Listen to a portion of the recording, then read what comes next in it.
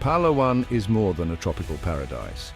It's the Philippines' westernmost frontier, separating the Sulu Sea from the West Philippine Sea. Its unique geography places it on the front lines of one of the world's most contested maritime regions, facing the disputed Spratly Islands. For the Philippines, Palawan is a critical outpost, hosting key military facilities that project presence into the West Philippine Sea. Its proximity to disputed waters makes it invaluable for surveillance and national defense. Palawan's deep-water ports and long runways are now seen as essential assets for both local defense and regional stability. The island's transformation from a remote province to a strategic hub reflects rising tensions in the region. Control over Palawan means control over vital sea lanes, arteries of global trade. A significant portion of the world's maritime commerce passes through these waters, making Palawan's security a global concern. For the armed forces, it's the nation's unsinkable aircraft carrier, a permanent watchtower on the western frontier. The future of the West Philippine Sea is closely tied to the future of Palawan. Its role has evolved from a quiet island to a central piece on the global chessboard. Palawan now stands as the Philippines' spearhead in a complex geopolitical puzzle.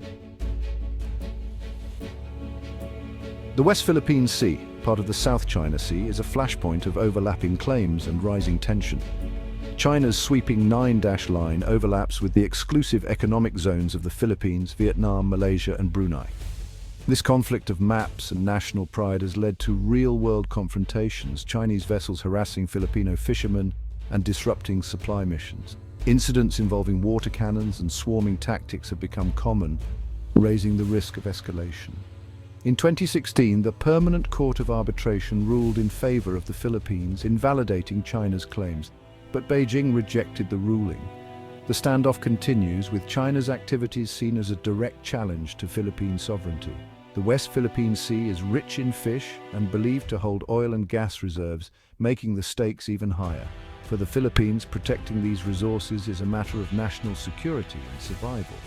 The inability to fish or explore for energy in its own waters drives Manila to seek stronger alliances and modernize its defenses.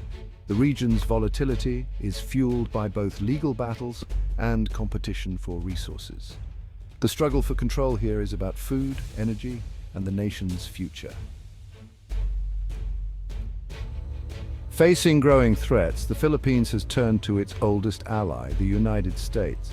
Their Mutual Defense Treaty, signed in 1951, is now more relevant than ever. The Enhanced Defense Cooperation Agreement, or EDCA, allows the U.S. to upgrade facilities and pre-position assets at Philippine bases, especially in Palawan. U.S. funding is a game-changer, modernizing key bases and injecting advanced technology into the armed forces. These upgrades include new runways, piers, fuel depots, and barracks supporting joint training, disaster relief, and maritime security. For the Philippines, this means a leap in capability, shifting focus from internal threats to external maritime defense. Improved facilities in Palawan allow for longer, more effective operations in the West Philippine Sea. The cooperation extends to joint military exercises like the annual Balikatan drills, enhancing interoperability and readiness.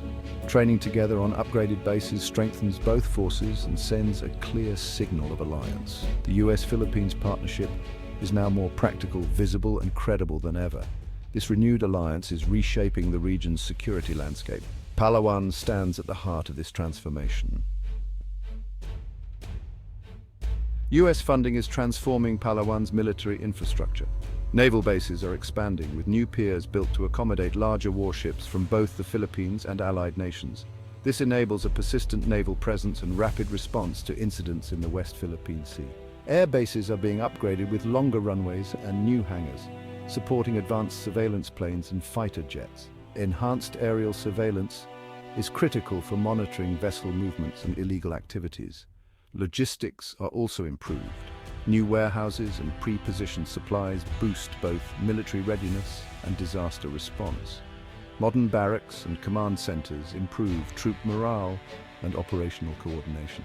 The upgrades go beyond hardware. New radar and communications systems are being integrated into the national defense network. Real-time intelligence and surveillance give commanders a proactive edge in safeguarding maritime territory.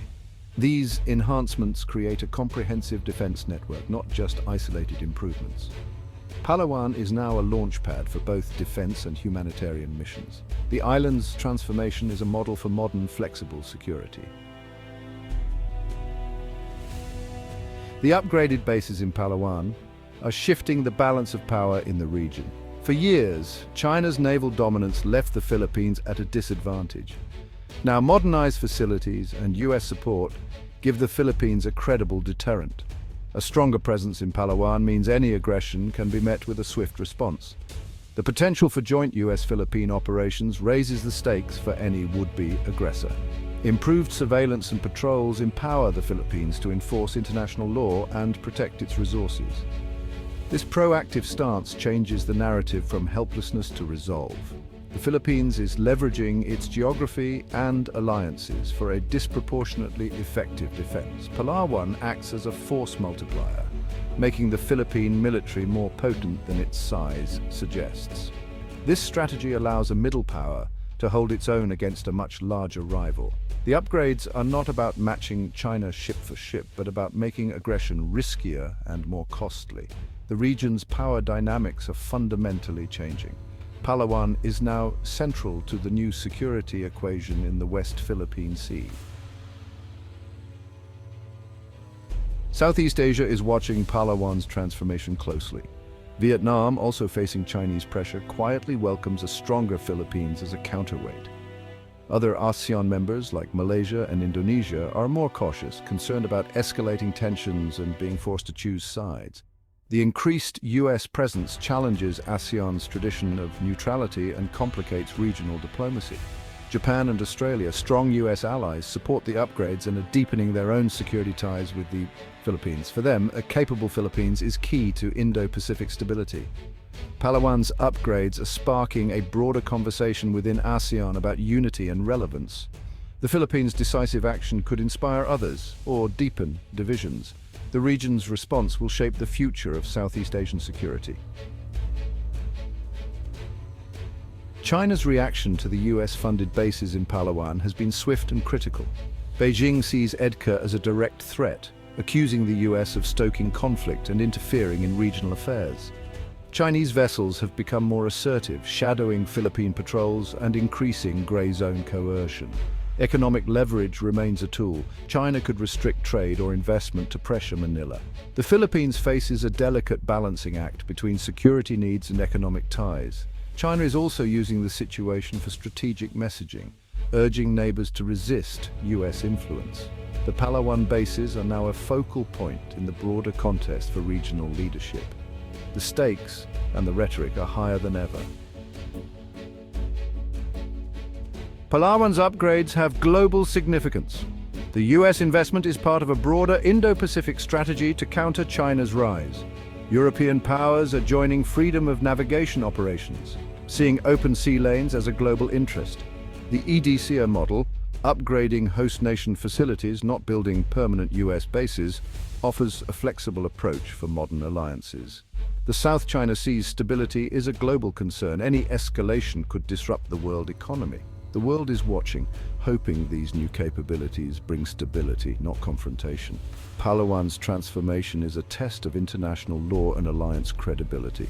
The outcome will echo far beyond Southeast Asia.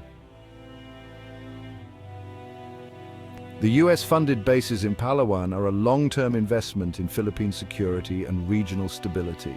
The alliance is deepening, built on a shared vision of a free and open Indo-Pacific.